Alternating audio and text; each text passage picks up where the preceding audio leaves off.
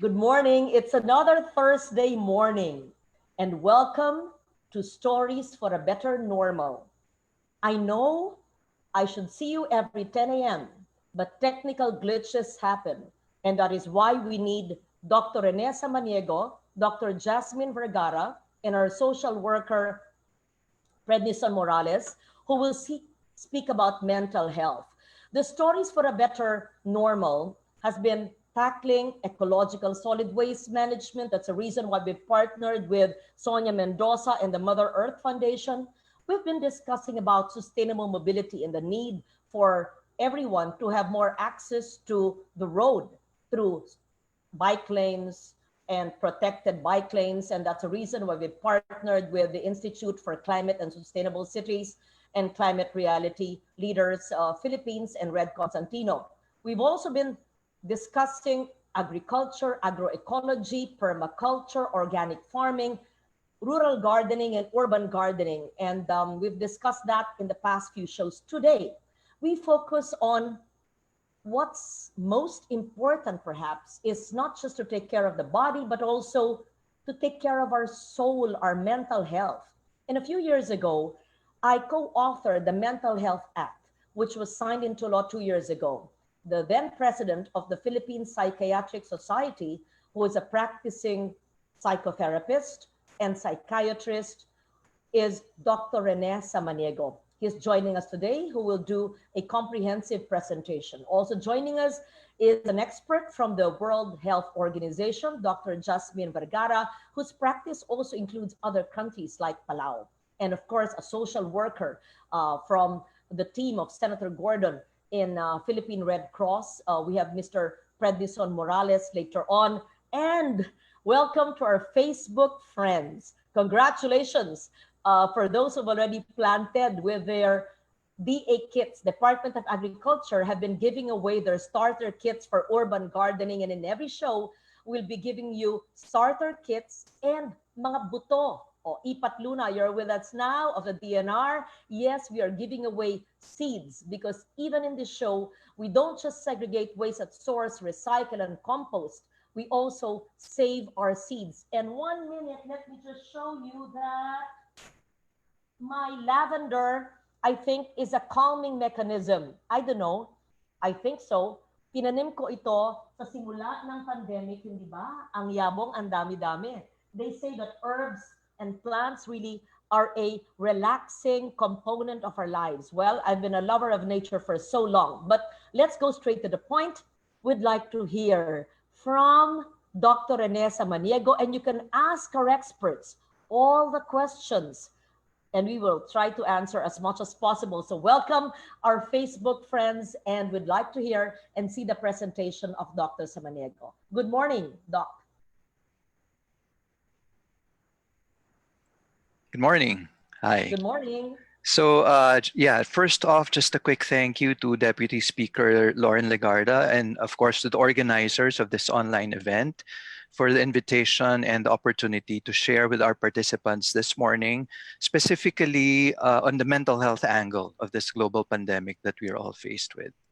So I have a presentation which I am sharing with all of you now.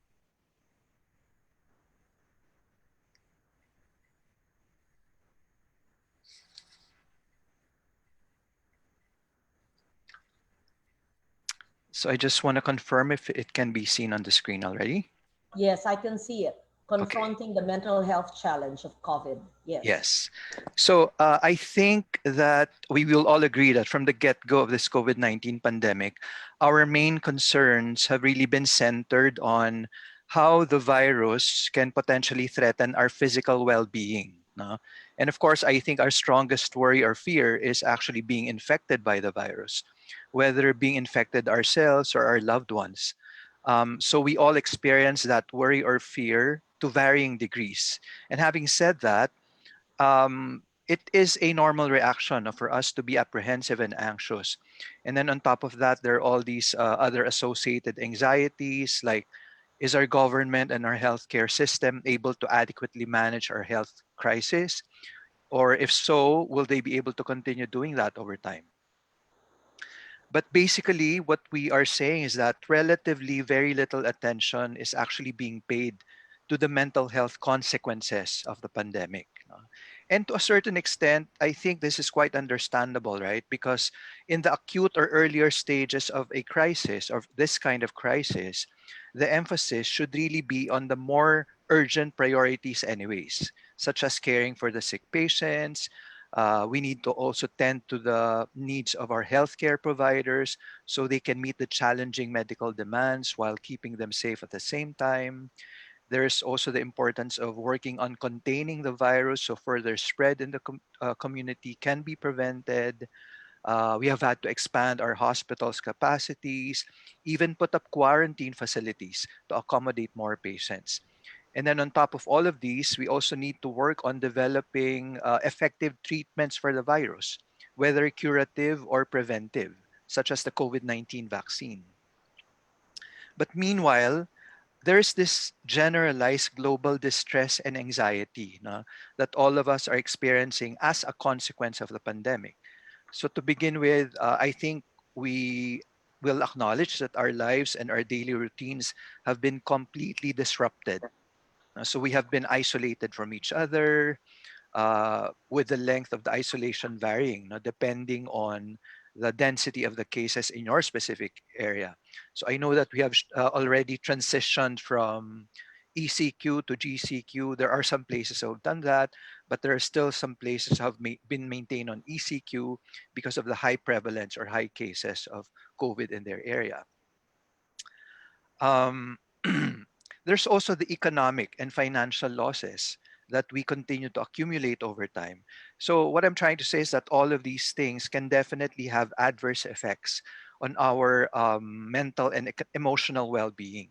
And that is what we refer to as the psychological sequelae or the psychological consequences that will eventually emerge or may actually be emerging already. And that is even as the pandemic eases up. No? And it may persist for months or even years, they say, even after the end of the pandemic. And right now, we still do not know what the extent of these psychological effects will be, no? Because even if we have been dealing with both natural and man made disasters for the past years and decades, I think they really cannot compare to the scope of this COVID 19 crisis. Maybe the historical event that we can somewhat compare this closest to was the Spanish flu pandemic in 1918, no? And the rest, such as polio, Ebola, or HIV, or MERS, and SARS, and swine flu. So all of them were actually relatively smaller in scale and maybe less disruptive in a global scale. Similarly, I don't think we can also compare it to the effects of man made disasters like 9/11 or natural disasters like Hurricane Katrina or our most recent Taal volcano eruption in January of this year. I don't think we can compare it to that, no, simply because their effects were more constrained in terms of space and time, in contrast to COVID 19, the effects of which are global in magnitude. So, So, how do we meet the mental health challenges of COVID 19? So, really, the most basic step that we have to do is to take that we need to do to stem the tide or to neutralize the psychological sequelae, or maybe even neutralizing the cumulative psychological stress and impact of the pandemic, is that we really should begin with identifying individuals who are already at risk of developing these concerns. Now, who are these people who are at risk? No? So first and most importantly are the individuals who already have a pre-existing psychiatric condition even before the pandemic started. So in other words, sino po itong mga individuals or mga tao na to who are already dealing with a psychiatric illness? Whatever the psychiatric illness is, whether it's clinical depression or anxiety or substance related disorders, bipolar disorder, schizophrenia, what have you. No? So from the psychiatric perspective, they would fall under what we would call the vulnerable population. So I'm sure by now narinig na po natin yung vulnerable population in a general sense to COVID-19. So we are saying that the very young whose immune system are not yet fully developed, the very old whose immune system may be compromised, or even the other individuals have medical issues, what we call comorbid issues, who are considered to be generally immunocompromised. So yun po yung sinasabi natin na vulnerable population in a general sense. But from the psychiatric perspective, meron din po tayong tinatawag na vulnerable population. No? Which means that we need to pay special attention to them. No? So we need to look into whether they might need some adjustments in their medication regimen, if they are a little more on the anxious side, or if they're not able to sleep because of the pandemic, because of anxiety secondary to the pandemic, or do we need to increase the frequency of their contact with their mental health provider? So other individuals that would fall under the vulnerable population are also those who are residing in areas with high prevalence of COVID-19, those who are living with someone affected by COVID-19, or those who have a family member or close friend who has died of COVID-19. We also have those who are socially isolated, no, and those who have very little emotional support available to them. And last but certainly not the least are the healthcare professionals themselves, especially those who are in close contact with COVID 19 patients. So it is not uncommon that these healthcare professionals may experience feelings of futility or hopelessness or helplessness, rather. So I'm sure that by now you've heard of stories of healthcare workers, especially in the beginning stages of the pandemic, who have somewhat expressed their frustrations about having inadequate PPEs in their workplace, which of course can in turn make them feel unsafe and anxious. There's also the issue of burnout, not just physically, but at the same time emotionally and mentally as well. And of course, on top of that, they are not able to regularly connect with their family and friends for moral support because they themselves would need to do some form of isolation. So there are also those who are compelled to practice outside of their areas of clinical expertise. So what do I mean by that? For example, even if a doctor is not an infectious disease specialist or a pulmonologist, one might feel duty bound to help out and assist perhaps in the COVID ward, no? Because of the issue of insufficient workforce, kulang po ng tao, and because you have a medical background anyway. So that can be psychologically stressful na because you are working within an area which you do not feel fully confident or competent about. But what we are saying here is that in the end, no, all of these scenarios can have adverse consequences to one's mental health. And therefore, we need to come up with an appropriate and adequate response to these issues.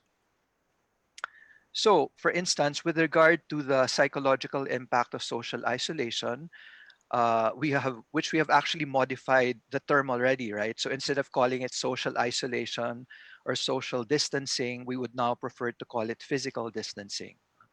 So that can somehow be moderated by keeping the period of isolation to the shortest time possible. But at the same time, we also need to keep it consistent with both personal and public health safety. So we need to strike a balance between these two considerations. So, number two, no, another thing we can do is to provide information concerning the why of the isolation. Why are we doing it? We need to let the public know of the specific rationale as to why we need to do it. Perhaps by presenting to the public its benefits. So, we need to be very concrete and specific about this. No? There is also the importance of being conscious about maintaining or improving our social connectedness despite the physical distance. And I think the most common way that all of us are doing this is through the internet, right? So it is also important for us to highlight that alongside the negative effects of the pandemic, there may also be some positive mental health effects of living through a pandemic. So just to give a quick example, now, there was this Asian study conducted in Hong Kong in 2003. This was during the SARS outbreak. And what this study did was to look into the positive impact of the epidemic on the mental health of the general public. So the results showed that first, people actually started to care more about the feelings of their significant others, like their families. No? So they became more sensitive and empathetic towards their loved ones. Second, people also said that they found their family members and friends to be more supportive and to be more open, such that they would share more how they feel, more especially when they are not feeling well emotionally. Another important positive outcome that was observed was that people actually started to pay more attention to their mental health. So people took more time to rest, to relax, to exercise. So in the end, just the study concluded that just as SARS brought about negative associations to mental health, like high levels of stress, anxiety, depression, or even trauma, which are somewhat expected, on the other hand, um, it also brought about some positive consequences as well, no, such as those family and those on family and social support, as well as mental health awareness and healthy lifestyle changes, all of which somehow neutralized or cushioned the negative impact of the pandemic. So I think it's also very important for us to highlight the upside or the positive aspects of this COVID-19 pandemic. No? So, for instance, we're saying that because of the ECQ, the air pollution levels have improved significantly. And so we can see a clearer skyline in the city. Or for most of us, we're able to spend more time with family because of the enforced home quarantine. We're also able to tend to some other personal interests that are meaningful for us that we did not have the time for before the pandemic. So now, how about for the healthcare professionals and other frontliners, or even the other people who have been on ECQ but have started to go out and have begun the process of transition to what we may refer to as the new normal? So first, for healthcare professionals and other frontliners, it is important for them to feel a certain level of safety and security when they are in the workplace and while they are doing their jobs. So these are some very basic needs that have to be in place. No? So first and foremost is some level of training in COVID-19 management. And I'm not talking about anything highfalutin, but something really practical, like basic education about the disease, how it is transmitted, how do you contract it, how do you protect yourself from contracting it, what are the typical signs and symptoms, so things like that. No? We also need to ensure that the workplace has adequate supplies of PPE, and we may even have to teach our employees on how to properly wear them or even have a knowledge on how it can protect them. No? The worker also has to have access to COVID-19 testing as deemed necessary and appropriate. It may also help to develop modified or more flexible work hours for most of our employees. And it is also important that we are receiving some emotional and moral support. So, just like what we mentioned earlier, we need to be able to maintain social connectedness in spite of the physical distancing. Now, on the part of the employer, I think it will give the employees a sense of security if there is a commitment that they will receive some levels of support in the event that they might become ill. So, another relevant issue here, no, for the healthcare professionals or even the other frontliners is that, well, we all know that since the beginning of the pandemic, our frontliners have continued to do their jobs despite the risks. And because of that, we have somewhat been celebrating them for their bravery and their commitment to keeping the fundamental order of things. But what we may not be fully appreciating here is the fact that they may also be experiencing what we call an internal dilemma about their situation, which is that on the one hand, they may really have that innate desire to continue responding to their call of duty. But on the other hand, there's also that anxiety of exposure to the virus and the need to preserve their lives. No? And that internal conflict can be psychologically stressful as well. So what we are saying here is that just as it is important to ensure the physical safety of our frontliners, we also need to address their psychological health. Even those people who have started to reintegrate themselves back to the workplace, perhaps by making sure that the organizations and the companies that these people are working for would provide some form of psychological or psychosocial support. And I know Dr. Vergara will be talking about that or elaborating on that later on. Whether it is in the form of supportive counseling, or at the very least providing them with basic skills on how to manage their stress in relation to these timely workplace issues. And all of us will eventually be a frontliner because eventually all of us will need to go out of the house, right? So, another way to meet the possible mental health challenges of COVID 19 is to increase our mental health surveillance in the workplace. No? So, an example of this is to be able to conduct routine and regular screenings for common mental health issues like depression, anxiety, adjustment disorder, or other adjustment issues, substance use or substance abuse. What I wasn't able to add here was actually traumatic related issues or PTSD, while providing greater availability of mental health services. And with regard to the issue of providing mental health services, I think that there's actually no greater time to expand that and increase that than today, than now. Now, why am I saying that? Um, because, for instance, now with our medical specialty, which is psychiatry, ours is actually a field of medicine that is very much suited to the use of virtual methods in providing mental health services. And these virtual methods, well, practically everybody is turning to that and utilizing that now, right? Whether it be medical consults like what we psychiatrists and other medical specialists are doing now, or we have business meetings online, we're doing school classes online, or workshops or webinars like this one we are doing now. And I just want to add, no, telemedicine or providing medical consults and services virtually, it has actually been in existence for almost 3 decades already.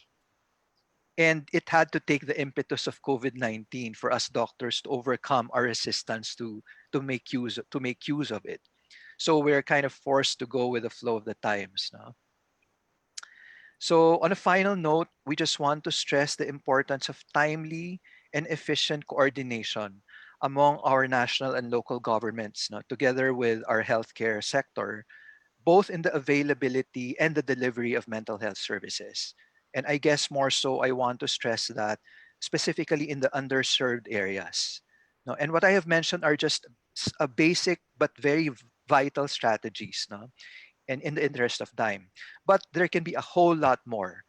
So we can form support groups, we can form peer counseling services, we can put up more crisis helplines, we can expand services and enhance accessibility through the use of telemedicine, like we mentioned. We can also formalize linkages between primary care and specialty mental health services and a lot of other strategies. No? So, careful planning and integrating of all of these will really be critical to minimizing the adverse mental health effects of the COVID 19 pandemic. Thank you very much, Dr. Renessa Maniego, for Thank that. you. My very basic question is, thank you for your comprehensive presentation, which brings to light the importance of taking care of our mental health, not only during the pandemic and post-pandemic, but for the rest of our lives. But Filipinos, let's say, even in the cities and even in the far-flung underserved areas, first, how can you detect if you have declining mental health? Kasi alam natin, pag meron tayong sipon or Mhm. ubo, alam natin. Pero Yeah, yung mental health, parang hindi pa tayo conscious masyado correct. kung may Yeah. problema ba tayo. At Mhm. pangalawang tanong, if we notice that we have some mental health issue, simula pa lang or lumalala, where do we go? You said linkages. Pero does that exist, let's say, in the informal settler areas of Mhm. Metro Manila? Does that exist in the boondocks, let's say, in the mountain barangays in my home province of Antique? Mukhang wala. Yes. So, saan tayo pupunta? At papaano natin gagawin yun? Yan, very Yeah. basic question, doctor. Okay. So to answer your first question, Kong Lauren, regarding po the detection, no, whether it's the declining mental health, kasi we have a lot of psychiatric disorders, di po ba? We have depression, anxiety, schizophrenia, bipolar, which are among the more common ones, it would depend po on the specific symptoms of these disorders. And that can be a long discussion. But maybe let's start with a very basic disorder, which is depression, which is actually the most common psychiatric condition.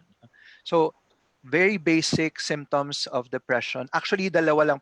Marami po siya, but there are two core symptoms of depression. First, of course, is depressed mood. But this is not ordinary sadness. Ang sadness po ng isang tao who is suffering from depression is generalized, which means that the individual is feeling sad more hours of the day than not, more days of the week than not. No? And the other important symptom is what we call anhedonia, or loss of interest and pleasure in one's activities. That's why nakikita po natin for a lot of depressed patients, they want to withdraw from their usual activities. They don't do their hobbies anymore, or sometimes they even get to the point of not being able to function, which is something I want to point out. Kasi po yung functionality, that is the common thread of a lot of psychiatric disorders. Pag sinabi po nating functionality, ano po ba yung basic functioning nitong individual na to? Pumapasok po ba siya sa school? Nagtatrabaho po ba siya? Because any psychiatric disorder, pag po umabot na sa punto na na-affect na po ang functionality ng individual, then that is definitely a signal that they need to seek a professional consult. They may Okay. start with a psychologist or a counselor, and then, of course, the psychologist can assess if they would further need help of a psychiatrist, because pwede na pong pumasok na kailangan na po tayong magbigay ng medication. Now, So yeah. ang maraming trabaho at may mga ginagawang responsibilidad maski tayo'y nakakulong sa bahay nung panahon ng ECQ or maski na gardening or maliliit na bagay ay mahalaga, hindi ba? It was Yes. part of Apo. coping. Is that am I so Correct. giving people a lot of work is good, right? Anti-depression. Yeah, definitely. Kasi po, it Okay. gives them a sense of productivity. No? Now, I think you actually raised a very relevant question, Kong Lauren, about paano po nakakarating itong tulong na to sa mga underserved areas, like yung sabi niyo po, mga informal settlers, no? Now, I know you're familiar po with the Mental Health Act, no? And nasasaklaw po nun, sinasabi po doon sa Mental Health Act natin na ideally, lahat po ng Filipinos ay dapat maabot ng mental health services. No? So I know Ang it's one, batas ay batas at hindi yes. palagi napapatupad. Oo. Exactly. So, yun po actually yung greatest challenge natin eh. So, even if nagdiwang po tayo sa pagpasa ng Mental Health Act, of course, the next step is yung pagpapatupad nito. That's why part of my presentation, sinabi ko po na importante po yung coordination, talagang effective coordination among our government units para po Pwede ba tayong, ma-achieve yon. yeah, sorry.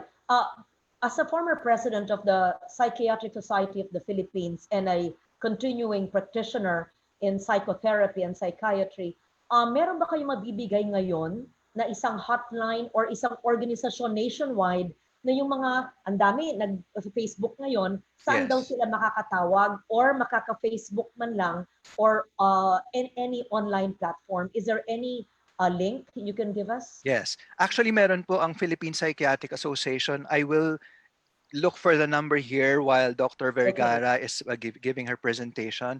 And Then I will maybe pwede post po it. nating Yes. i-flash mamaya. Or maybe we can Yes. even flash it on your Facebook account.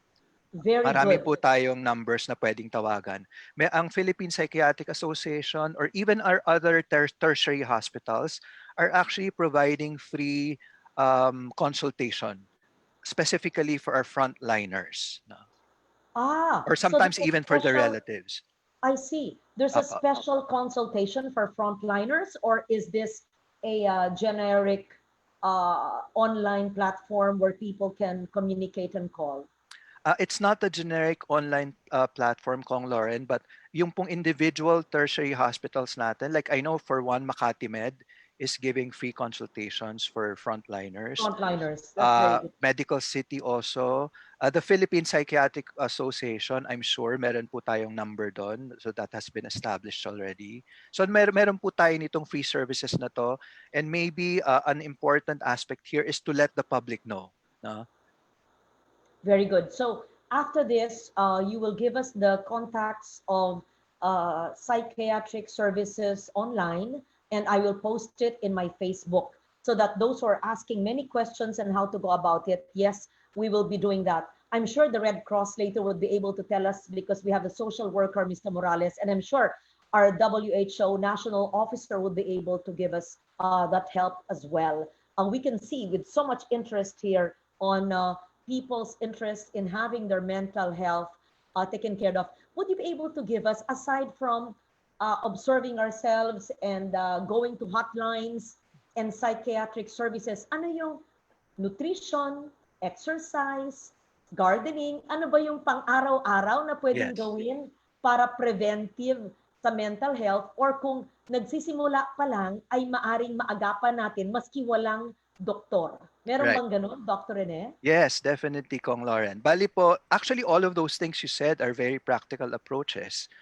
You mentioned about gardening, uh, either gardening or having some connection with nature. You know, even going out in the mornings and taking a walk in your garden, or if you don't have a garden, if it's possible for you to go out shortly and connect with nature, that's one thing. But even if we are indoors, marami pong practical approaches like meditation.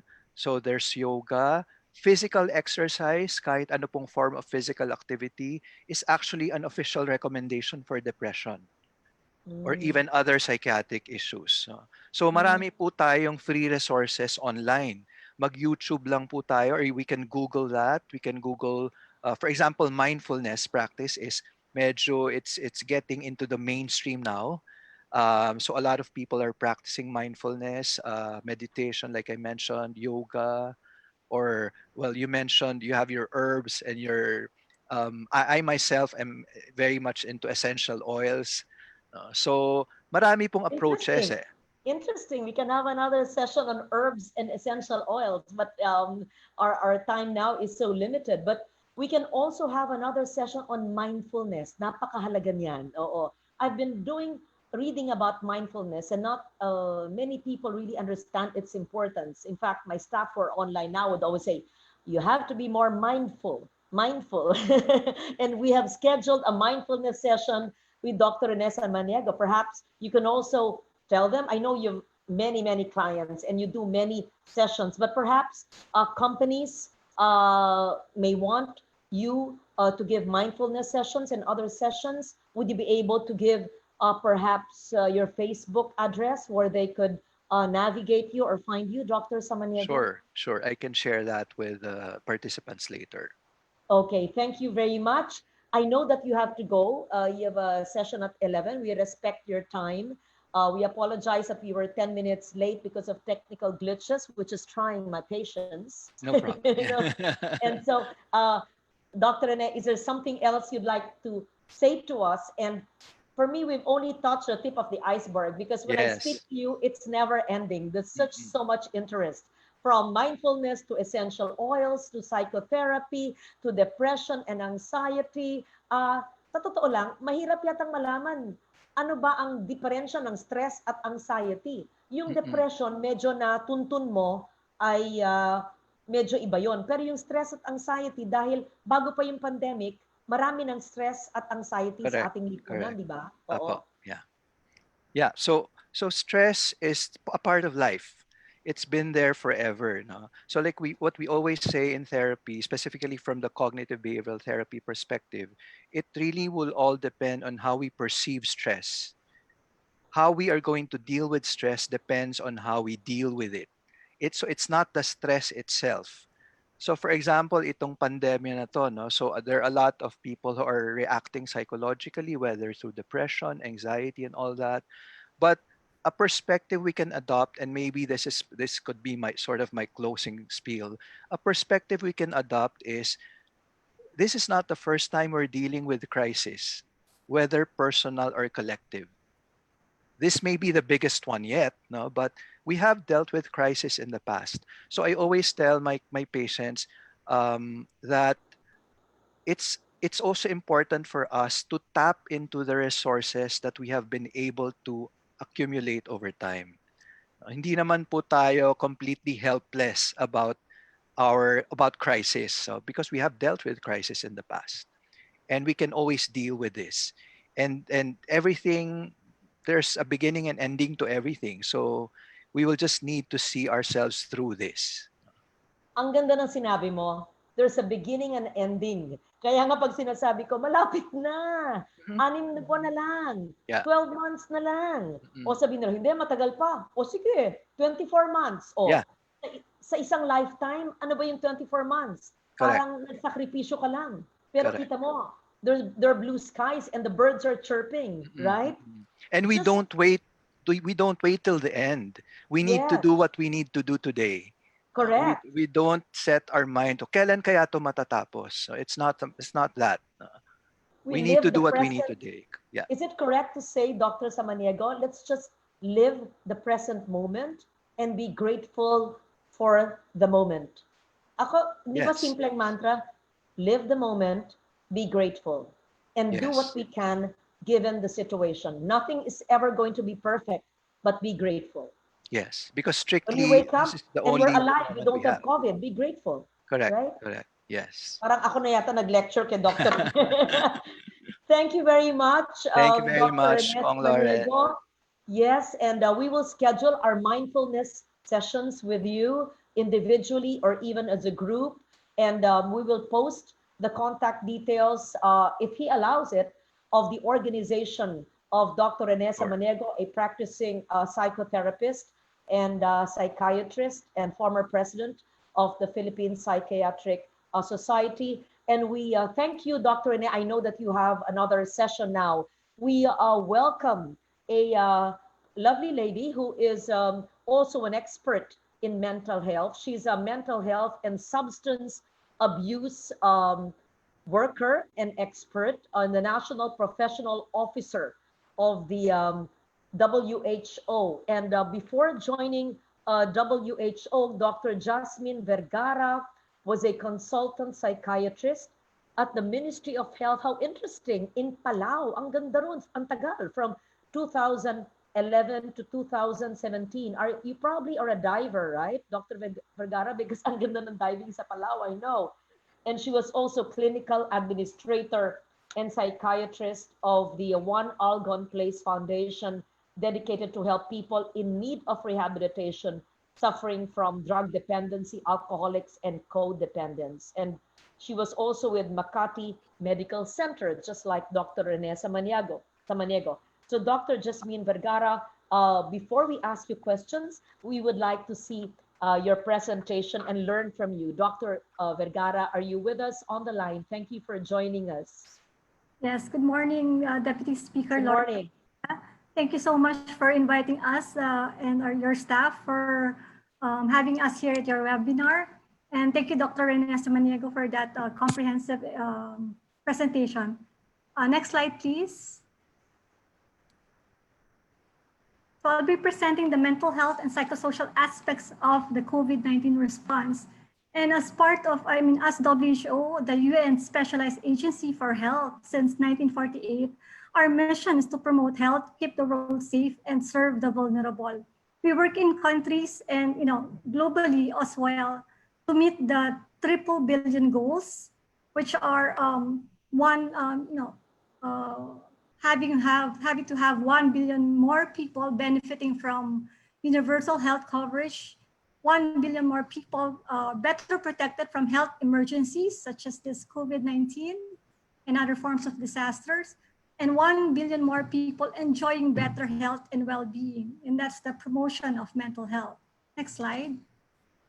In the WHO Constitution's definition of health, mental health is an integral and essential component of health. We want to specify here that an important implication of this definition is that mental health is more than just the absence of mental disorders or disabilities. Next slide. And this is the definition of mental health.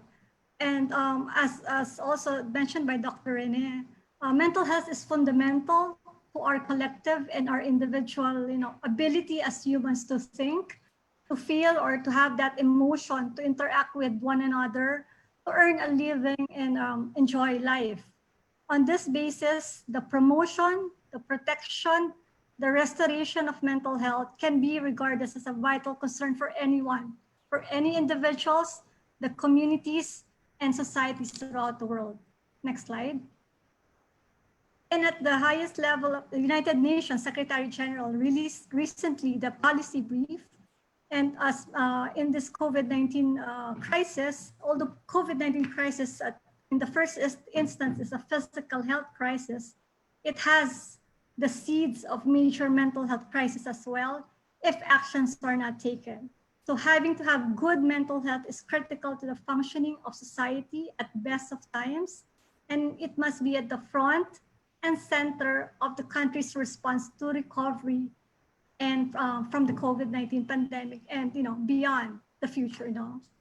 Next slide. And as also elaborated earlier, the fear, the mental health in COVID-19, having to have fear, worry, and stress are normal responses in this situation. And it's understandable that people are experiencing this in the context of the COVID-19. Next slide. Added to fear, contracting the virus in this pandemic, and significant changes in our daily lives as our movements are restricted, in support of efforts to contain and slow down the spread of the virus. This is the reason why, as asked by Dr. Rene earlier, this is why we have this quarantine restriction of movement to contain and stop the spread of the virus, limits its infection, and mental health could be a crucial component in this. Faced with new realities of working from home, temporary unemployment, or having to shift other forms of livelihood, homeschooling for children, and lack of physical contact with family members, friends, and colleagues, it is important that we look after our mental health the same way that we look after our physical health. Next slide. So WHO and together with our partners in the country, of course, we have our different agencies as part of the Mental Health Act implementation, the different societies, organizations such as the Philippine Psychiatric Association, Red Cross, the Department of Health, Department of Education, the Department of Social Welfare and Development is working closely with the Department of Health, which we are directly supporting and providing guidance and technical advice during this COVID-19 pandemic, especially for healthcare workers, the frontliners, the managers of the health facilities, people who are looking after children. We also provide advice for people who are, the older adults, people are in isolation or in quarantine, people who have pre-existing medical or mental health conditions, and public in general. So to help look after our mental health, we support the Department of Health in convening health sector and cluster meetings, such as the mental health and psychosocial support subcluster. And these are our interim guidance, published tools and materials. You can find here the interim guidance on mental health and psychosocial support, some storybook for children age 6 to 11, so they can be helped how to cope with the current COVID situation. Doing what matters in times of stress that I'll be explaining further later. Some basic psychosocial skills for frontline workers that is not just specific for healthcare workers, but it's for anyone at the front lines. WHO sits in the interagency standing committee on this publication of these books. Next slide. In the COVID-19 or in any emergency situation, and what we call it the mental health and psychosocial support, we have this what you call the intervention pyramid for the MHPSS. So if you notice there, the base, the different levels of the pyramid recommends that multiple levels of intervention should be integrated. It doesn't have to be sole intervention, but mental health should be integrated into health and social services, of the outbreak or the emergencies. So this also coincides with the full spectrum of mental health. So having to have, mild or no symptoms of mental health conditions or issues, having to have mild, moderate conditions, chronic conditions, or even the recovery. And as you notice, at the base of the pyramid, we would like to look into the intervention on social considerations in the basic services and security. It can be in the form of, those relocation of individuals to have a safe but dignified place to stay and protected. At the next level, strengthening community and family supports. This is where we activate, child spaces or the element of self-care or promotion of self-care strategies. At the next level, some focused person-to-person, non-specialized supports. It can be given, psychological interventions can be given by non-psychiatrists, by non-psychologists, or specialized individuals, but the mental health screening and brief intervention can be provided. And at the highest level, it can be the specialized services, such as the psychiatrist or the facility that are the services that are provided in the facility. So it has to be covered in the full spectrum. Next slide. So we'd like to, what we want to focus for the healthcare workers, our messages to the healthcare workers, as also expounded by Dr. Renner earlier, that for healthcare workers, feeling stress or under pressure is likely the same experience as anyone in your field would be most likely feeling, and it's quite normal, but stress and the feelings are associated with it are by no means a reflection that you cannot do your job or that you are not weak. This is not an equivalent of that. In fact, some people view stress as a motivation to find their purpose, how they are responding in this COVID-19 situation.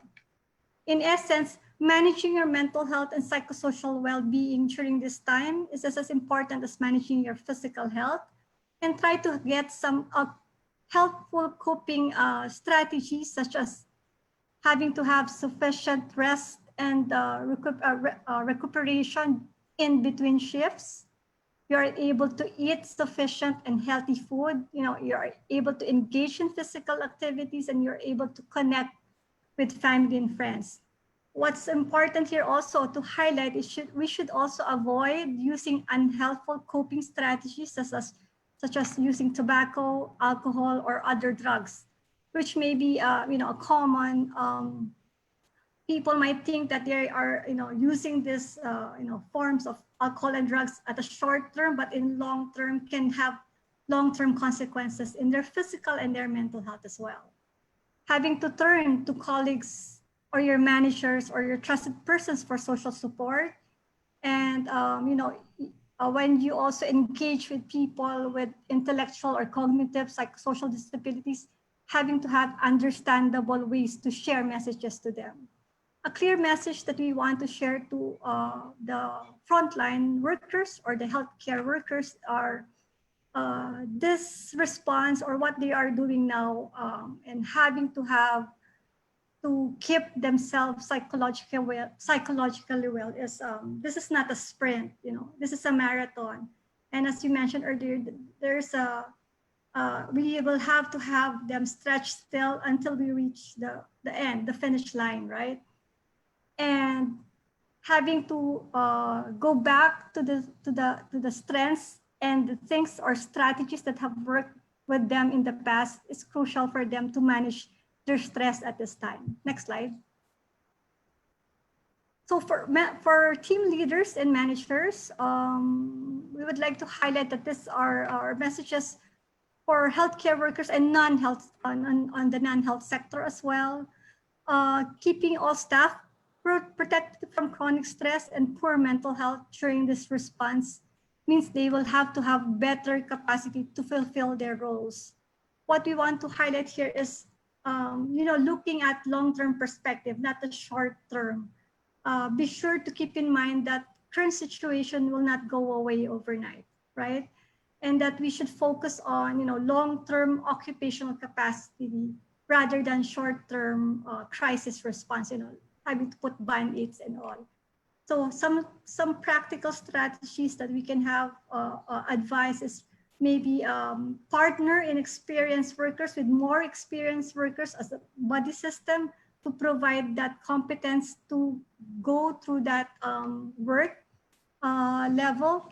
At the same time, assure that good quality communication and accurate information are provided to the healthcare or to the staff, and rotate them from more for stressful loads to less stressful ones, and vice versa. Facilitate to and ensure that staff are aware of where they can access help when they need them. Next slide.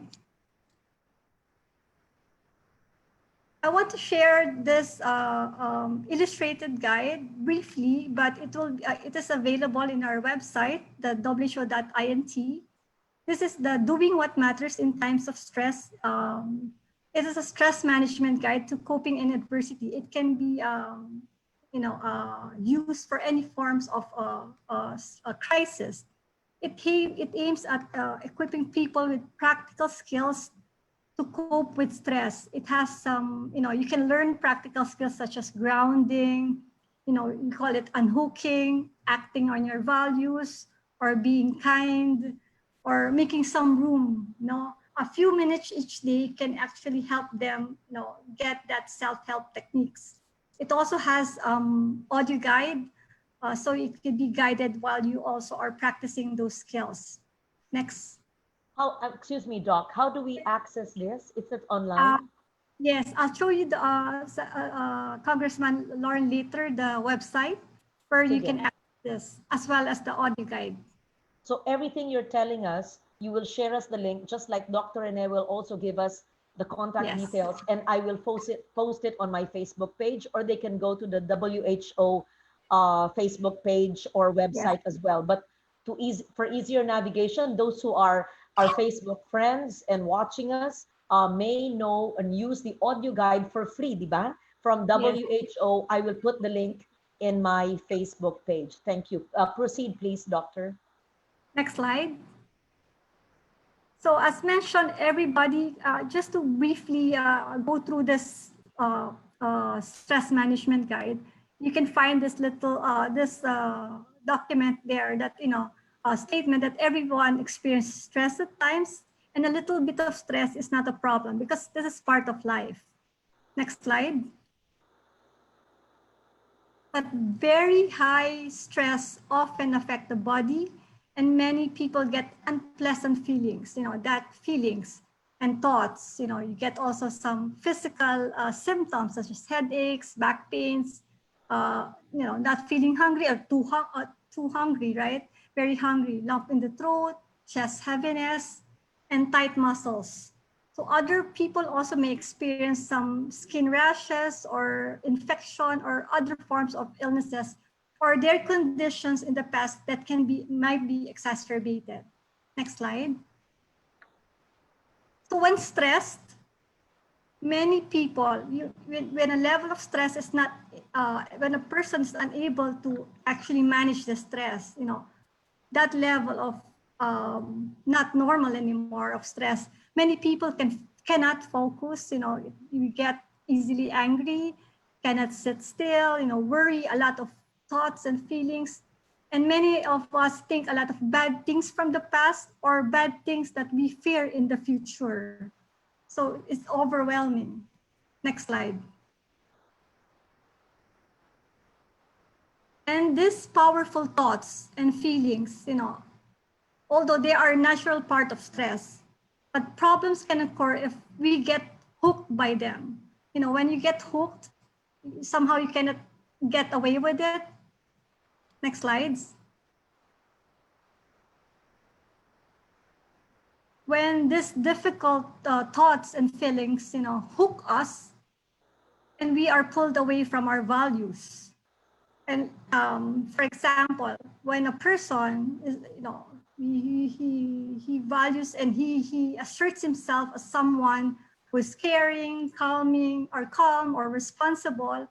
And again, when he is hooked with thoughts, difficult thoughts and feelings, he is pulled away from those values. He can have some form of behavioral changes that are not, not yourself. Example, there are many kinds of difficult thoughts and feelings that can possibly hook us. This can be like thoughts of giving up, or like thoughts of blaming others, harsh judgments about difficult events or ourselves. And when we get hooked by these difficult thoughts, you being responsible, you being attentive and loving, you become a different person, and you may be starting doing things that make our lives worse, right? Next slide. Just to illustrate that, I hope that everyone can see this. So in stressful situations such as any form of adversities, difficult thoughts and feelings hook us, and we are pulled away from our values. If you are a person who are caring, you care for your elder family member, older family member at home, or you're a caring mom, or a loving sister, or thoughtful colleague, and during stressful situations, you are hooked with difficult thoughts and feelings. You are pulled away, and you become someone that, angry, different person that are, sometimes you don't recognize yourself. And that is how the consequence of if you're unable to handle your stress. So with that, next slide, please. Learning practical skills for dealing stress or dealing with stress, such as grounding. This book can help you learn those practical skills, practice them every day until you have mastered them in such a way that you are able to engage in life, pay attention to others, focus on what you are doing, and live by our values. We are able to manage stress better. So there are different ways of having that. Next slide. This is the website. Doing what matters in times of stress. Okay. Yes. You can find it at who.int,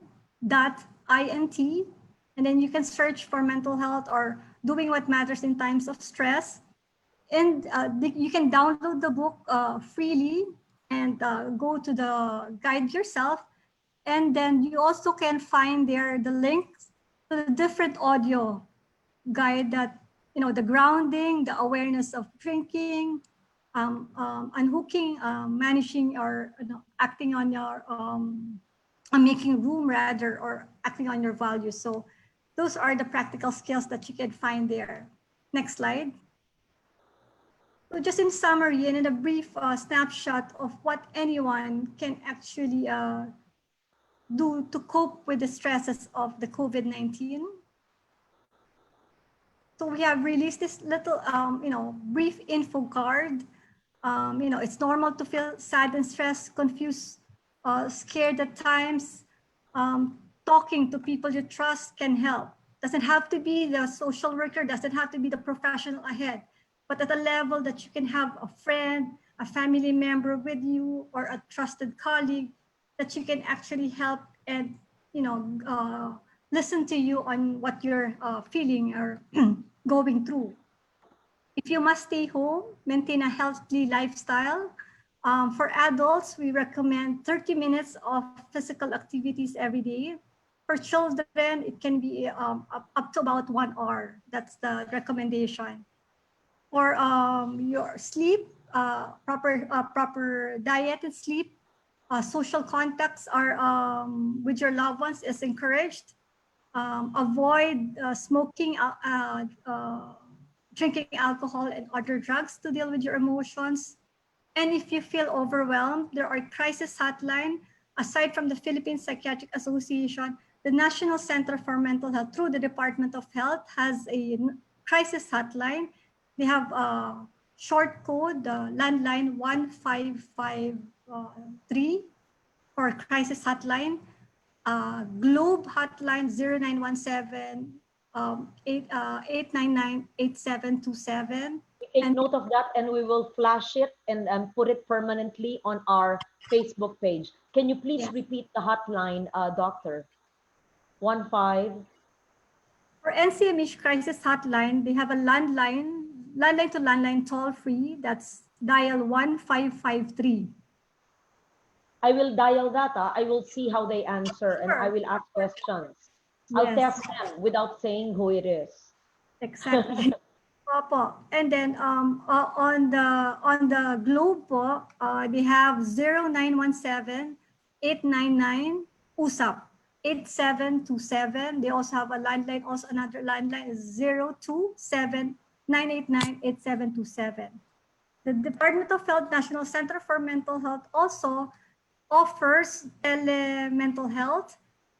It's an online platform that they can log on. I believe they can find it on the National Center for Mental Health Crisis Hotline Facebook page, where they can book appointments, especially for the frontline workers and our OFW, or our Filipino repatriates. Now, there are repatriates. They have a specific channel to cater for this population. But And just, doctor, how about COVID patients? We always speak about ourselves or perhaps the frontliners, and all of us should be protected and be conscious about our mental health. And how about those who are physically recovering from COVID and the mental health of those patients and how they cope with adjusting from the disease and becoming negative COVID and the stigma that is attached to it. It seems like, and I have messages from former COVID positive patients who said that in the recovery phase, it seems like the focus is on the physical medical recovery, but not focused on the mental health recovery. There seems to be a gap there. I'm yeah. not sure if it's accurate. Thank you for highlighting that, Kong Lauren. The thing is, what we want to highlight with the mental health and psychosocial support, it should be integrated in the different levels of care. May it be the let's say the contact tracing when the COVID patient, patient with COVID-19 is in isolation, it has to be given there. Sometimes even the people who are in quarantine, actually the mental health and psychosocial support, when the doctors come and check on them every day, how are you doing, that's part of the mental health and psychosocial response. Actually having to provide them basic needs, where to go after, that's part of the response. And that level of care that I showed earlier, having to have, if they have mild symptoms, where in the community they can access that support, or at the level of the municipal health office, the physician that are trained on, let's say, mental health screening and intervention can be provided. They can be provided support in that aspect, and the crisis hotline as well. There are different levels po. Actually, even at the, I believe even in the isolation, when they are admitted, the LMS, those little token, we call it the mental health kits. Some people are provided with mental health kits. It's kind of like a kit that they can do, and they can have, little notes of encouragement, some art materials at home, in their rooms. Those are part. I think that's important, yes. For all Yes. COVID patients, it's not easy to be isolated, to have either some audio messages, music, calming music, or art materials. Yes, why not? Yes. Yes po. Thank Yes you. po. So, yes, you still have art cards. There's so much we could ask you. Unfortunately, the time is so limited, but go ahead, and I would like you to finish your presentation, Dr. Jasmine. Thank you, Kong Larry. Actually, I just like to highlight to end, since we are focusing also for the frontline workers and their managers. My final message would be, looking after yourself and the team members while working in the COVID-19 response is not a luxury. It is a responsibility. And it also goes with everyone else in the general public. going to the new normal, this is a have to have in our all in our awareness that it's our responsibility to take care of our own mental health. Thank you. So for all frontliners, whether they are medical and health practitioners, or even those working, let's say, in supermarkets and grocery stores or in security, uh, security offices, all frontliners, even garbage collectors, all of that, how do they access mental health practitioners? How do they get helped when they are confused and stressed and anxious? How do the jobless Filipinos who've been laid off their jobs, how do returning Filipinos access mental health services? Director, Dr. Jasmine. Thank you, Kong. I guess those are different levels, like I said, different levels of need and different levels of intervention also. And I guess that's a good segue for the Pred, because he will be sharing a more or less that broader support to have that access of care. The Red Cross, yes. Yes. And last question before I let you go. Do you actually train local governments on how to handle mental health cases, or actually to set up virtual tele health care sessions, mental health care sessions, or even face-to-face later on when it's allowed? Does the WHO, in partnership with DOH and LGUs, do training? Just like, let's say, we do DRR training, and we are mandating DRR officers in every province and municipality LGU. Do we do mental health training for our DRR officers and or LGUs, mayors and barangay health workers, so that they can be the frontliners who can help people in local governments insofar as mental health is concerned? Indeed, Kong. That's one of our mandates. Other than the providing technical assistance, is the capacity building. At the national level, we capacitate like the regional counterparts of the different, let's say, mental health coordinators, and then we have set up some example on the substance abuse model.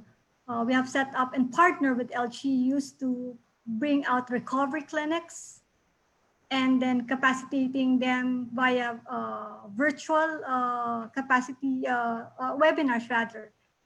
Telehealth, innovations of provision of mental health and psychosocial support will be in place.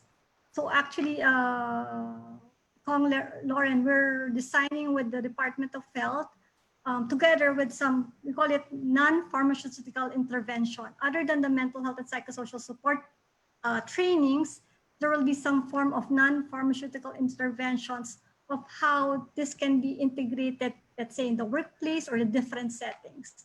So that's our part. We provide trainings. You provide training. So that's very good. You could also give us the details on how local governments who are with us now. I'm certain that my local governments at Antique are with us. I'm certain that other congressional offices and local governments are also with us now on Facebook. Perhaps you could give us more details on how LGUs can access training with WHO, and so that they can have medical mental health experts in LGUs. Thank you very much, Dr. Jasmine Vergara, for sharing with us your knowledge and the interventions for our frontliners. And moving forward, we want LGUs trained in mental health. Just like I authored the law on climate change and disaster risk reduction, this is part of it, taking care not just our physical health, but of our mental health. And you will hear from me and my office on how perhaps Antique can be made a model, because sad to say, there are some cases of mental health issues even before the pandemic, maybe because of the conditions there. It's a beautiful province, but there was poverty before I became the representative, but that is being solved now because of interventions in public projects. But perhaps you can help us set up a good mental health system to be able to help our people of the province of Antique and many other provinces who would need your expertise. Thank you very much. And we move on to Mr. Thank Prednison you. Morales. Thank you, Dr. Jasmine Vergara. As a social worker who has been in close touch, how do we say, up close and personal with the sad stories, with the deaths, with the illness, with the mental health issues. Tell us your story, Mr. Morales.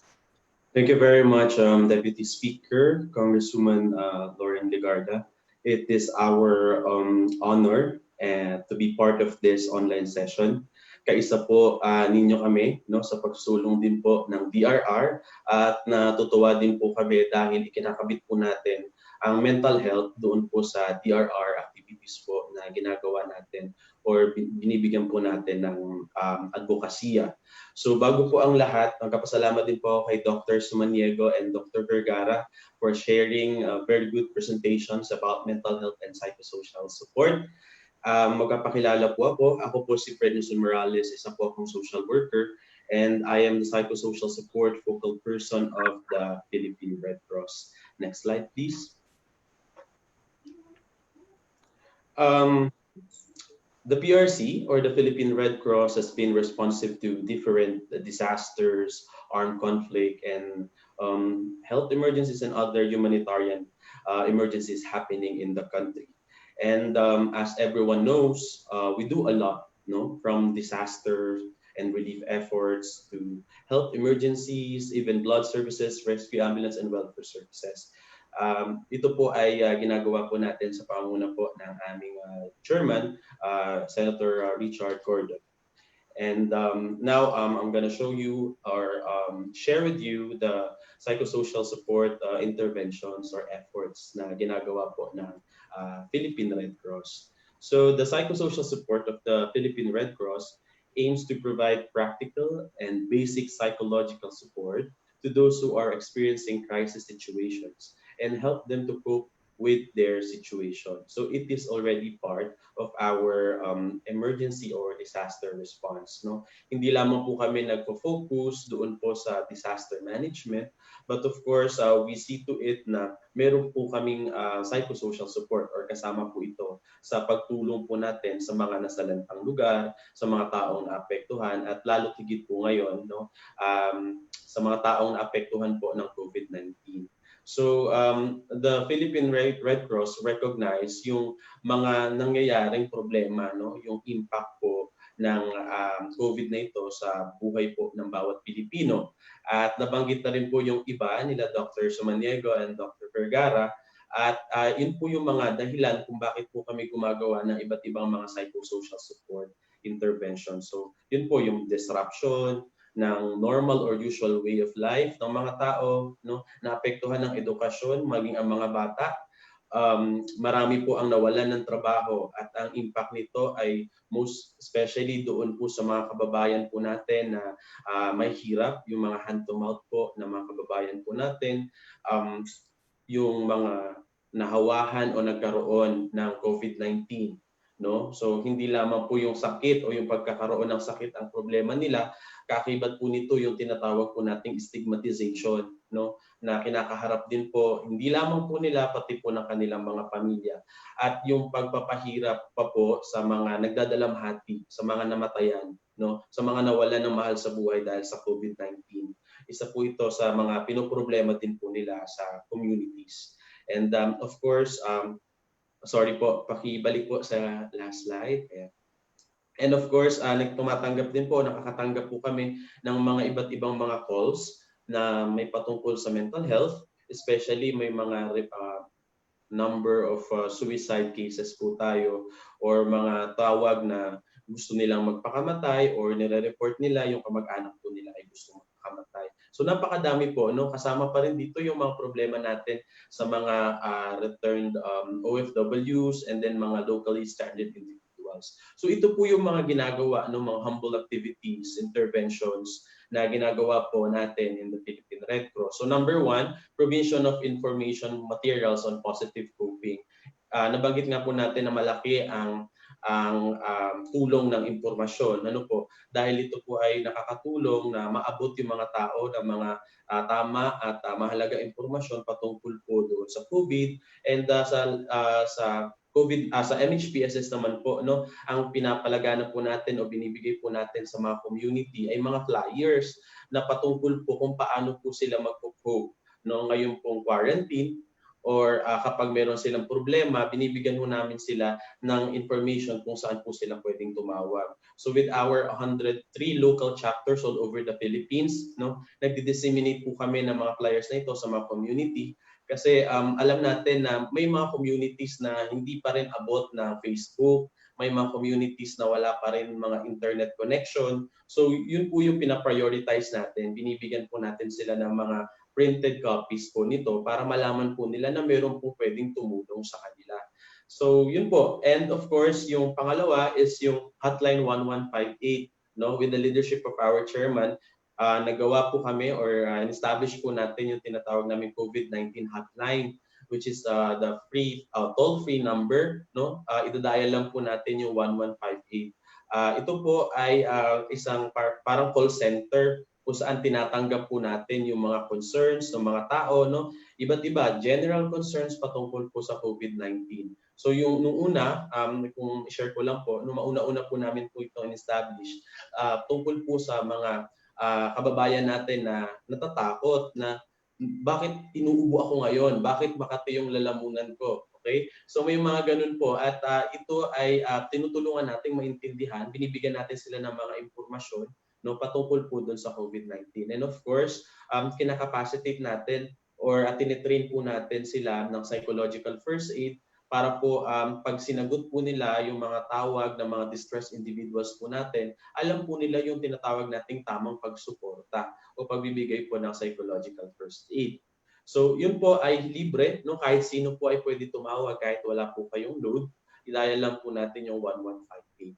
And kabilang din sa aming mga initiatives na ginagawa ay yung pagkakapacitate or pagkakandak po ng online training on psychological first aid. Dahil right now, alam natin na hindi pa tayo pwedeng mag-conduct ng mga usual training na ginagawa po natin. At iba rin yung pagbibigay ng psychological first aid before, no? Ngayon pong merong pandemic. So nakakontextualize po yung ginagawa po nating intervention. So ang ginagawa po natin, pinapublish natin or ina-advertise natin yung ating free training on psychological first aid. Dahil unang-una, no, mahalaga po na para po sa mga service providers, frontliners po natin, na alam po nila yung psychological first aid.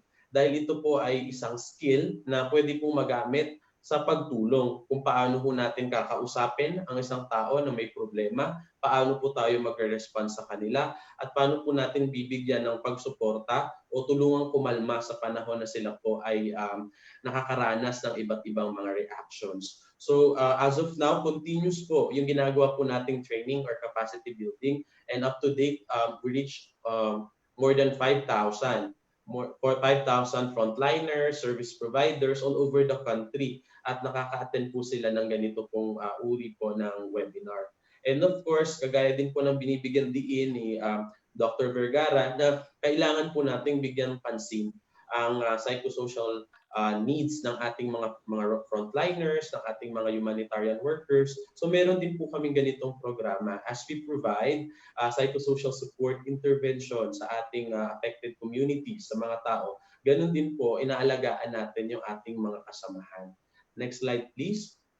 And of course, alam naman po natin no, yung panibagong problema na kinakaharap din po natin ng mga OFWs or pati na rin po yung mga locally stranded individuals, no? So ngayon po meron po kami mga ginagawang efforts to reach them out dahil kung malalaman or mapapakinggan po din natin ang kanilang mga stories, no? Talagang marami sa kanila ang nagpapakita ng mga stress reactions, severe stress reactions na kinakailangan na po talaga ng pagsuporta. Or kung kung ito po ay makita ng mga social workers po natin na ang kailangan na po ay mga intervention na maibibigay lamang ng mga doktor, kagaya po nila Dr. Vergara and Dr. Samaniego, inire-refer po natin sila. And of course, the locally stranded individuals, no? Almost every day po nagpupunta po kami sa Pasay just to check them, no, kamustahin din po sila, tulungan sila na makontak yung kanilang mga mahal sa buhay doon po sa mga probinsya, kasi po yung malaman lang na ligtas po sila, no, yun din po ay nakakatulong na mawala or ma-reduce natin yung stress naman po ng mga kamag-anak po nila sa probinsya. Ano So yun ba po. ang psychological first aid, Mr. Morales? As a frontliner yourself and someone who has dealt with people, I saw their psychological first aid. Kasi alam natin yung first aid sa sugat. Pero Yes. ano yung psychological first aid? So we operationalize, at yan ba ang training na sinasabi ng WHO ni Dr. Vergara? I see her nodding. Siguro lahat tayo dapat i-require natin ang psychological first aid. Hindi lang tayo dapat maging social worker gaya ni Mr. Morales o doktor, psychiatrist, psychologist gaya ni Dr. Vergara o ni Dr. Samaniego, but maybe matuto tayo, just like kumuha tayo ng blood pressure, kukuha tayo, marunong tayo maglagay ng band-aid, but psychological first aid, paano ba ginagawa yan ng Red Cross? Okay po. Bali, ang psychological first aid po ay dinidefine ng International Federation of the Red Cross as a set of skill. It's a helping skill na kailangang matutunan ng isang tao na nakikipag-deal po sa isang tao na nakaranas ng distress situation. So ito pong mga skill na to ay may kinalaman sa pag-assess ng kanyang condition, no, sa pagtulong na kumalma sa isang tao, at pagtulong din po na maka-access ng support. Maraming misconception about psychological first aid. Many people thought that psychological first aid is for professionals only. In fact, kaya nga po natin ina-advocate, no, pinapalaganap yung kaalaman tungkol sa psychological first aid, dahil kahit sino po ay pwedeng gawin o isagawa ang psychological first aid. At mahalaga na kung tayo tumutulong po sa mga tao, mahalaga po na meron po tayong mga ganitong skill ng pagtulong. Anong example ng psychological first aid? Sorry to interrupt you. Para lang maintindihan ng mga tao, maintindihan ko rin. Ano yung example ng psychological first aid? What kind of action? Okay po. Sa psychological first aid po, no, ginagamit po natin o sinasagawa natin yung tinatawag na supportive communication, no? Kung saan tinutulungan o pinapakinggan po natin ang mga tao na mayroong pong problema, no? Inaalam ko ano yung problema po nila, the here and now situation, no? Sa ngayon, na ngayong pandemic na ito, nangyari na po yung lahat ng problema nila. May mga pangangailangan sila at this moment na nakakaapekto sa kanilang buhay, and we need to do something about it. So sa pagtanong mo sa iyong kasama sa bahay, sa iyong kaibigan or pamilya, kamusta ka? May nararamdaman ka ba o naiisip? That's part of psychological first aid. Correct po. Isa rin po yun, ang pagkakamusta o pag-alam ng karamdaman or ng kanilang sitwasyon ngayon. And kung tayo po ay matututo ng psychological first aid, matutulungan din po tayo na maintindihan yung mga tinatawag nating normal stress reactions. At normal first reaction. Okay. Yes po. At yung mga tinatawag po nating severe reactions, no? For the normal reactions po, Kong Lauren, ito po yung mga ine-express natin, no, right after an incident, o yung normal na nararanasan or nararamdaman. For example, ako po ngayon ay nakaranas ng pag-ubo, okay? At parang masama ang aking pakiramdam. And nasa gitna tayo ng pandemic. So normal na matakot po ako. Normal na makaramdam ako ng panic. O normal na umiyak ako at this moment, no? So yun po yung mga normal reactions. So sa mga severe reactions po, no, nabanggit na po ito kanina ni Doc Samaniego, no? Pero yung mga basic or mga practical na kailangan po nating malaman, una-una, if it is long lasting, kapag ito po ay matagal na nating nararanasan, kagaya ng yung tulog o pagkahirap na matulog o hindi makatulog, no? Pag ito po ay tumagal na ng 1 week, 2 weeks or 3 weeks, no po, yun po ay nangangailangan na po ng ibang pagsuporta, ng ibang tulong na magmumula po sa ating mga professionals. And of course, it's all about functioning, no po. Kung hindi na ganito o hindi nakaparehas before, yung ating ginagawa, hindi na rin tayo nakakapagtrabaho. Hindi na natin nakasikaso yung mga anak natin, hindi na sila nakapakain ng mabuti, etc. So kailangan na rin po yun. Yung may mga thoughts na gusto nilang saktan yung kanilang sarili o gusto po nilang magpakamatay or manakit po ng iba. Yun po ay mga iba't ibang mga reactions na ang kailangan na po, yung nabanggit nga po ni Doc Jasmine, no? Yung specialized service na kailangan din pong malaman ng mga tao at this moment. At kung tayo po ay PFA provider, no, binibigyan natin sila ng impormasyon. Saan ba sila pwedeng humingi ng tulong? Sino ba yung mga pwedeng kausapin? Paano ba natin sila ma-reach? Very good. I hope, Mr. si Doc Morales, Jasmine po may nagbibigay ka ba ng lecture na ganyan sa mga tao? Ikaw ba ay nagbibigay ng online lecture gaya ng sinasabi mo sa mga opisina, sa grupo, sa mga barangay? Do you do that? Merong gaya ng binigay ni WHO Director Vergara ng link, ang Red Cross, meron ba kayong audio guide or visuals para ang mga tao makapunta sa Facebook o sa YouTube at makita nila yung mga sinasabi mo? Or pwede ka bang mag-sample, let's say sa opisina ko, kung magkakaroon ng mindfulness session si Dr. Renessa Maniego, pwede ka bang magbigay ng psychological first aid? Turuan mo kami kung ano yan? Kasi hindi sapat yung 15 minutes na allocated sa iyo eh. Ayan o, palagi na ang dami kong ano dito na 35 minutes na daw ako overtime. Hindi mo ako nagabayad ng airtime dito eh, libre naman. So this is public service to our people. So nagbibigay ka ba para din sa maraming nanunood sa atin? I have to read all of them later. Do you give such trainings on psychological first aid? Again po, no, as our mandate as the Philippine Red Cross and support to the government, talagang handa po kami magsuporta. And as much as possible, as much as we can, we want to reach out even our barangay or local health workers patungkol po dito. And sa ngayon po, we are working on the videos or presentations na pwede po nila ma-access online. But for now, as much as possible, gusto po namin yung may direct interaction. So gumagawa ho kami ng mga iba't ibang platform kung saan pwede kami ma-access, no, through Facebook, through Zoom. So iba't iba pong platform, and we are more than willing to help po through our local chapters din po as well. May mga chapters din po kami, so they can just ask them, no, sa kanilang mga probinsya para po ma-access din po kami dito sa national headquarters. You will hear from us, and my staff are listening to me, including my chief of staff.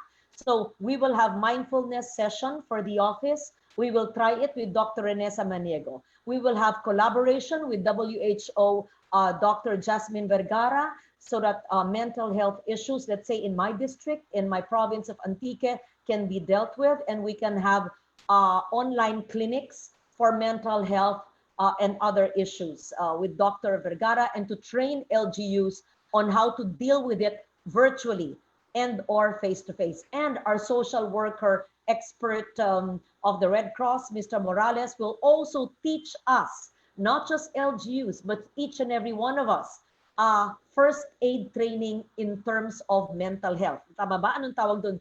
Psychological first aid po.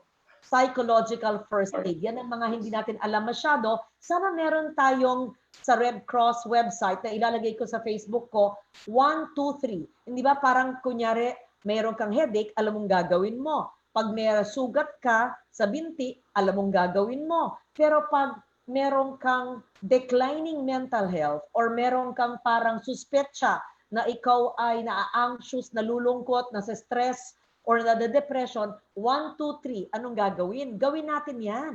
Di ba, Dr. Vergara? Parang i-operationalize natin, simplehan natin yung pag-detect, yung pag-prevent, at yung paggamot sa normal na hindi kailangan ng medication. Nakakatakot ang medication. Doktor kayo, alam ninyo, pero kamukha kami, hindi pwedeng mag-inom kaagad. Kaya maganda, mag-suggest, magtanim ng halaman, mag-walking, magbisikleta. Kung walang lugar, tumingin sa langit o magpaaraw. Yung mga ganon, yung practical. Or kumanta, or magpunta sa YouTube, makinig dito, or may audio guide sa WHO, o makinig sa huni ng ibon. Or tuturuan ni Mr. Morales, ano ba ang first aid sa psychological first aid? Maraming ganun. Nako, I hate to cut this, but can you wrap up, Mr. Morales?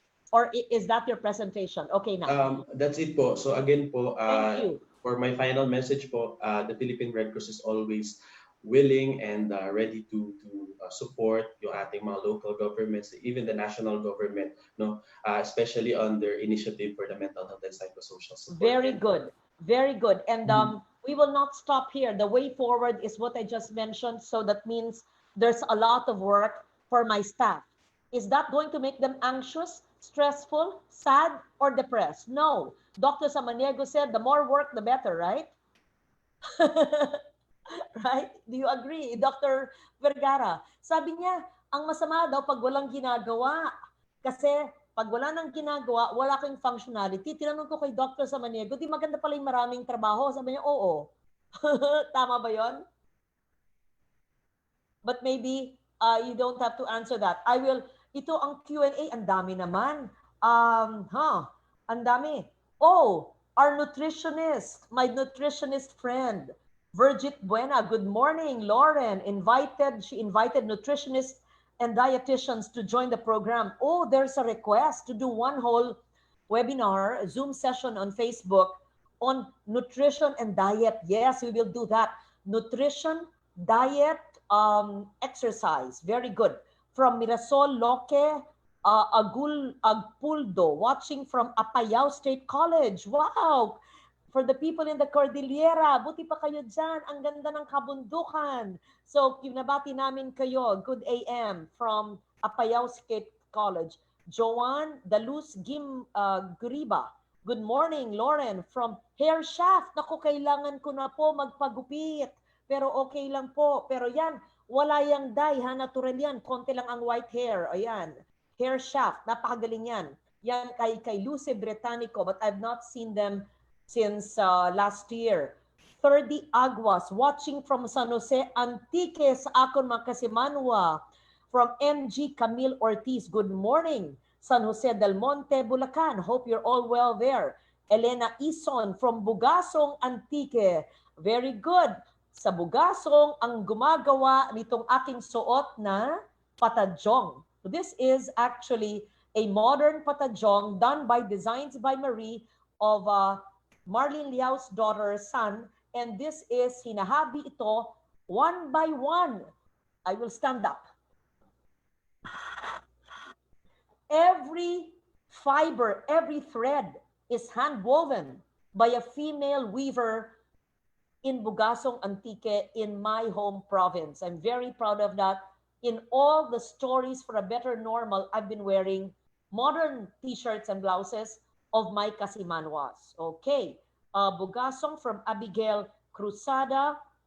If, for example, of a friend who's experiencing anxiety after recovering from COVID, what can I do to help? What do we do?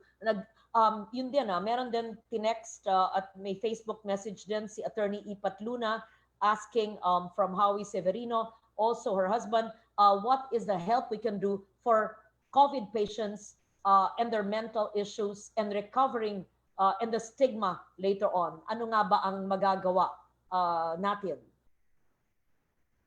Mr. Morales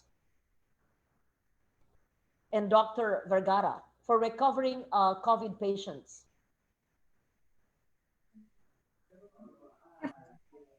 Kong Lauren, I believe it's the same as anyone, but the way is to support them, their integration back to the community, the family, finding back their purpose, having to have that preventive also model of care for themselves. Having to go through this, it's a crisis, it's a personal crisis also for them. Having to experience the, being away with family because of the treatment, having to get all those, follow a lot of rules for the infection to be controlled. But having to find their strength to have a purpose, their purpose back in life, I would say. And then that doing what matters in times of stress can also help out. If they're able to find some skills in that, in that journey, new hobbies or skills or strengths, they can actually more strengthen those. So it's the same po. And then how we want to look at mental health, as I mentioned earlier, is in the full spectrum. If we have some mild symptoms, we can promote like self-care strategies, some breathing exercises, for some ways of coping, as you mentioned, for planting or, lavender and everything, or even cooking. Pag may mga mild to moderate symptoms that we can have psychological support but doesn't need much of medication, that's where we have those non-specialized. Very good. Yes. May we request you, it would be very helpful if we have really simple to do for former COVID patients or recovering COVID patients, what to do. Actually, it's just around us and you're saying it, but perhaps to 1, 2, 3, 4, 5, operationalize it, that would be very helpful. If we have that in the DOH, WHO, and PRC websites, very important. Like ito, Mayad Maaga, very informative, timely. Damo gid salamat. That is from Golda Ilario and Abigail Cruzada. This is what we've been talking about for almost 2 hours. How can we provide proper support to friends or family who are frontliners? Yes, sinagot yan kanina ng WHO. Or family who are experiencing psychological stress due to the pandemic. I think we've tried to answer that, but it's never enough. And we will post all the hotlines and information on our website. John Paul Gomez, watching from San Jose Antique, sa akon kasimanwa, duro gid nga salamat. From Joy Denaco, how to cope with mental health due to the extended working hours, particularly for those who are working from home, since there are assumed to work from home. No, I think even if we work from home, there should be time, 9 to 5, 8 to 5. In fact, that's what I just told my chief of staff. Sometimes they give me work at 10 p.m. Sabi ko no, and maybe when I text, but I tell them, you answer during the first hour the next day. So there should be boundaries, right? So kung 9 to 5, 8 to 6, tapos may lunch break pa rin, maski na working from home. Am I answering the question correctly, Dr. Vergara? Yes. Or sometimes some people create new routines at home, as you have created as well. Thank you. Oo. So, kailangan lang may oras para sa pagkain, may oras para sa trabaho, at may oras na magla-log off dahil yun na yung time na pang sarili or pang pamilya. From Gianna Adesas, paano po magkaroon ng work-life balance kung nasa bahay ka lang and you're forced to extend your work hours? Yes, we answer that. So yung trabaho mo, kung online yung trabaho mo or tawag or computer, so dapat may taning lang ang oras at iba pa naman yung working ng housework. Tama ba ang sagot ko? Okay. Yes. From Lisa Bautista Silerio, dear Congresswoman, Lisa Silerio. Is this Lisa? I know, Lisa, my friend. Okay. Dear Cong Lauren, thank you for this informative session. More power, stay safe. Lisa Celerio of SM, I think this is Lisa. Of course, thank you again. From Rafi Beaver, cheers to both of you. Thank you for doing this. Thank you. From Zeni Velasco, President of Nutritionist Dietitians Association of the Philippines. Your next episode, please consider good nutrition to bulletproof of oneself from stress. They are two types of eustress, what is this, and distress. Okay, but we can do something on nutrition and diet. Okay, maybe that's for next week or next 2 weeks. From Richie and Esilio, just to add regarding Kong Lauren's question on the training of LGUs, DOH in partnership with Zwillig conducted nationwide trainings for LGUs in the past on the Mental Health Gap Action Program for RHUs. Very good. We will call you, for Antique to help detect and address mental health problems in LGUs. The DOH through the Mental Health Program has downloaded medications to LGUs. Sana hindi kailangan ng medication. Sana preventive and exercise and diet and nutrition. And then mahaba ito. We need more trainings. I agree with you. And we can partner with many groups. Yes. From Abigail Cruzada, again, how can we sign up for the psychological first aid training? Ayan. Paano mag-sign up? Tatawag o mag-online sa Red Cross, Predison Morales? Meron po tayong mga readily available schedule para po sa PFA, pero wino-work out pa po natin yan. This is in partnership with UNICEF Philippines. Pero if it's for organization, pwede po silang mag-request as organization po sa Philippine Red Cross. Ay, ito mukhang hindi organization. Pwede ba siya pumunta lang sa Facebook ng Red Cross at mag-e-enroll sa Psycho First Aid Training? Pwede ba yun? Maybe I can Wala give pa. my contact details po so they could Ilagay contact ko sa me. Facebook ko. Yes, So sige. So sa Facebook ko ha, mga pending nyo, pasensya na, guest na kayo, na pro bono, may homework pa kayo. Public service naman to. So yung kay Red Cross, kung paano mag-sign up for a first aid training, tapos sa WHO, kung ano ang mga dapat gawin ng mga COVID patients who are recovering, and then LGU trainings as well. From Richie and Senilio, I think I read this already. Based on NDREAM-C, the different mental health needs are addressed by different agencies depending on population and target. Regarding PFA, what is PFA? Atom Araulio is Psychological first aid po, Kang Lauren. yes, okay. PFA, Atom Araulio has a video on Red Alert that people can watch. Is that part of the Red Cross training of Atom Araulio? Is that it? That's ano po, their own video. Meron po silang isang segment doon tungkol psychological first aid. So see, there's a great demand for psychological first aid. Yes, perhaps this video of Atom, I know his mother, Carol, she's a good friend. And thank you for all your, hindi ko nabasa, nasan ba yung lahat na nanonood? Basta tanan kayo. Thank you so much. Wow. Ang daming request. There's a request to do Save Our Seeds. There's a request to do permaculture and agroecology. There's a request to do dietitians and nutrition. That's so important. Kasi pag-usapan yan, kasama na naman si Lavender, kasama na naman si Basil. Am I crazy? No, I'm not crazy. This is part of my coping. At yan ay natanim ko mula sa wala ng ilang buwan. Pwede. All of us have our green thumb somewhere, somehow. But psychosocial training, we will post on our Facebook. How to recover mentally from COVID, we will post. How to train with LGUs, we will post. How to do mindful sessions and other psychotherapy sessions with Dr. Samaniego, we will post, okay? So my staff have a lot of work. I hope you are not stressed. No, because Dr. Samaniego said more work is better for all of us. But there should be time gaps, timelines, even when we are working from home. It's been, would you believe, Dr. Samaniego, Dr. Vergara, Mr. Morales, and all our Facebook friends, almost 2 hours.